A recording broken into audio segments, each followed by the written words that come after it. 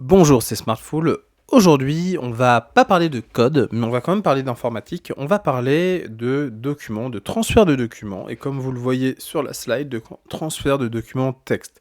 Alors ça marche aussi avec le transfert de documents type tableur, voire même type slide.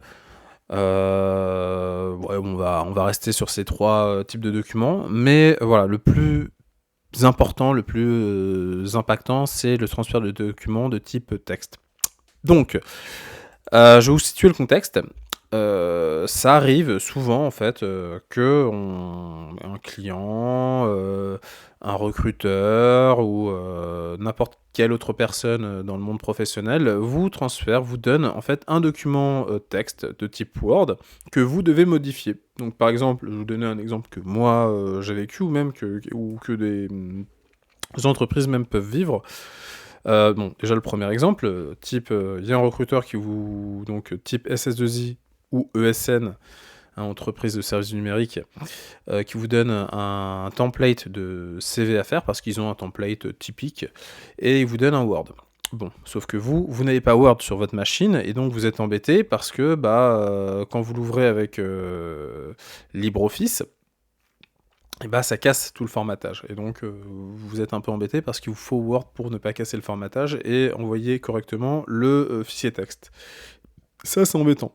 Autre situation, donc comme je disais, une entreprise reçoit de la part d'un client un document, par exemple un cahier des charges, ou voilà, un document qu'ils doivent remplir pour voilà, se mettre d'accord.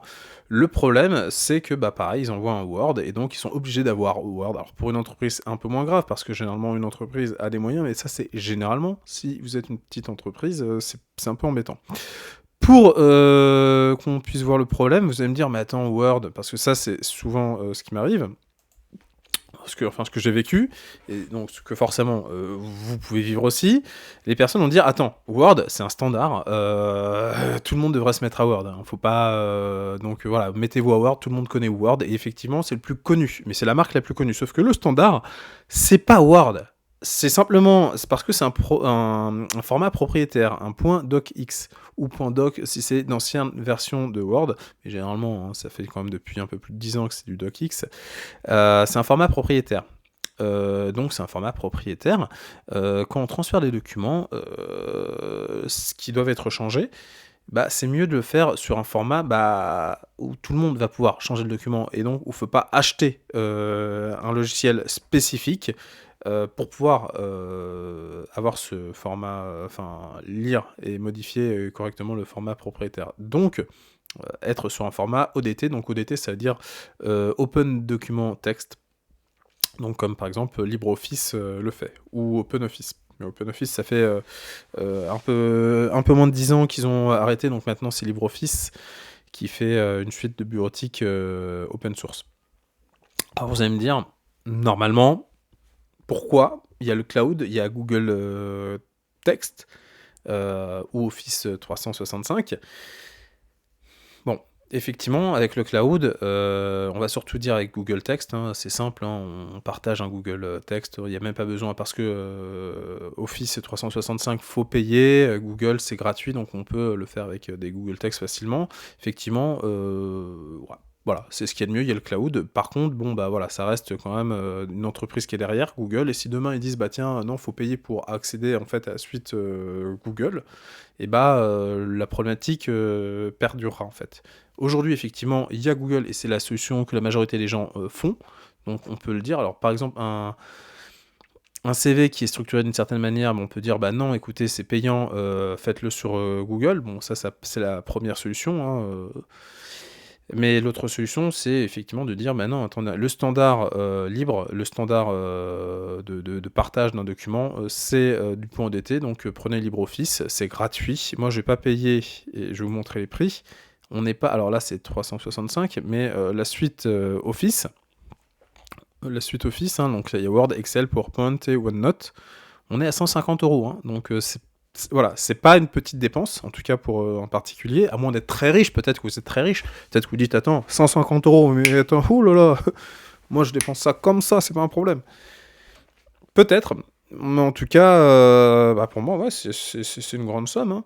Alors après, vous allez me dire: «Oui, mais tu peux quand même le lire avec un Microsoft, 365 personnel». Alors non, parce qu'en fait, vu que c'est en ligne et bah, des fois ça casse et moi ça m'est déjà arrivé, voilà, ça m'est arrivé, bah, dans ma SS2I, hein, mon ESN, m'a donné en fait un document, un CV en fait, que je devais, mettre à jour après à la fin de ma précédente mission et ça quand je l'ouvrais avec, le Word d'Office 365, ça cassait. Alors c'était en plus le 365 de l'entreprise, bah, ça cassait le document donc je leur dis, bah, ça casse le formatage que vous avez fait donc bon, c'est un peu embêtant.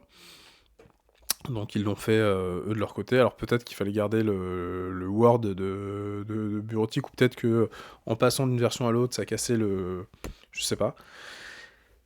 Mais voilà, donc c'était le message, le petit message que je voulais faire passer, voilà, de transférer un maximum si vous transférez un document texte, alors soit vous le faites, par, Google Documents, soit vous le faites par, OpenOffice. C'est gratuit. Voilà, ça coûte pas 150 €, et exiger que pour quelqu'un ouvre un document qu'il ait enfin correctement, après effectivement s'il y a que des lignes de texte, vous allez pouvoir le lire, on peut vous transférer un docx et vous allez pouvoir le lire tranquillement, mais s'il y a un peu de formatage, bah, le mieux, oui, c'est de le faire en point ODT, hein, c'est pour le transfert de documents. Voilà, on a un document, on veut que ce soit transféré, et on veut pas que ce soit en cloud. Il y a LibreOffice. Et ça, c'est important de le dire. Normalement, quand dans l'échange d'informations, on paye pas, hein, c'est logique de pouvoir faciliter, parce que dès qu'il y a paiement, il y a friction. Alors certes, je suis pas en train de dire que dès qu'on paye, c'est pas bien, il y a de la friction. Des fois, le fait d'échanger de l'argent, c'est contre de la valeur. Mais voilà, si quand vous donnez un document pour que la personne, que potentiellement la personne, pour l'ouvrir, va devoir payer 150 €, vous comprenez bien qu'à un moment, c'est problématique. Et quand vous utilisez Word, même si vous pensez que c'est un standard, ce n'est pas un standard. C'est une solution propriétaire très connue. Voilà. Hein, bon, c'est comme Mbappé, il est très connu. Si vous faites une équipe de foot, vous n'aurez pas Mbappé, à moins peut-être de faire une super levée de fonds et en plus de trouver les arguments pour l'attirer dans votre club. Bah, Word, c'est pareil. Il faut 150 € pour ouvrir un Word sans casser le formatage préétabli. Voilà. Donc, privilégier le point ODT privilégié en fait voilà, des sites de bureautique libres, en tout cas pour l'échange de documents. Si vous faites des documents pour vous-même et que vous voulez Word et que vous avez 150 € pour vous faire des Word pour vous-même, faites ce que vous voulez, mais voilà, sachez que si vous voulez transférer un document à quelqu'un qui doit être donné, voilà, je l'ai dit, je me répète, mais bon, la répétition fait partie de la pédagogie. Soit vous passez par un Google Document partagé, soit vous passez par LibreOffice. Très bien. Et il en est de même pour les tableurs, il en est de même après pour les slides, enfin voilà, les équivalents hein, ici, donc que ce soit en équivalent d'Excel ou en équivalent de PowerPoint, voilà, bon bah pareil, il y a le cloud ou LibreOffice. Voilà. Comme j'ai dit, hein, LibreOffice c'est gratuit. Donc bon, après il faut le télécharger et tout, mais bon, voilà.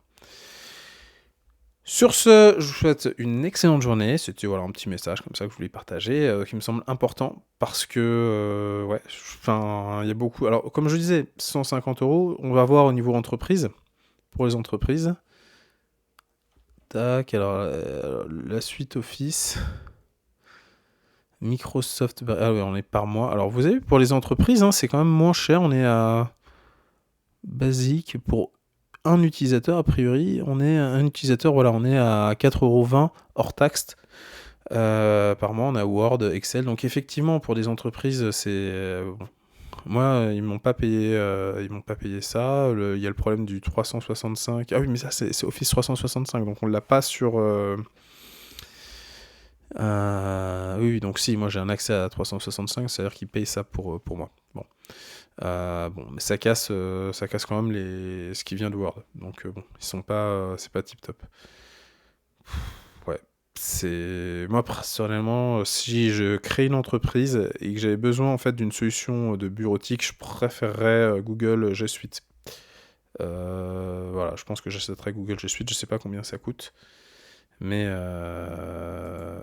voilà, G Suite. Combien ça coûte? Tarif. Voilà, bah là on voit les tarifs.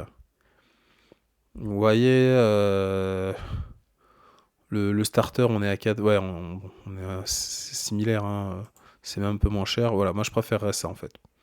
Parce que je préfère les outils Google et je trouve que c'est mieux fini. Tout simplement. Bon, voilà. Je vais arrêter la vidéo. Je vous souhaite une excellente journée. Et je vous dis à bientôt. Voilà. C'était Smartful. Yes.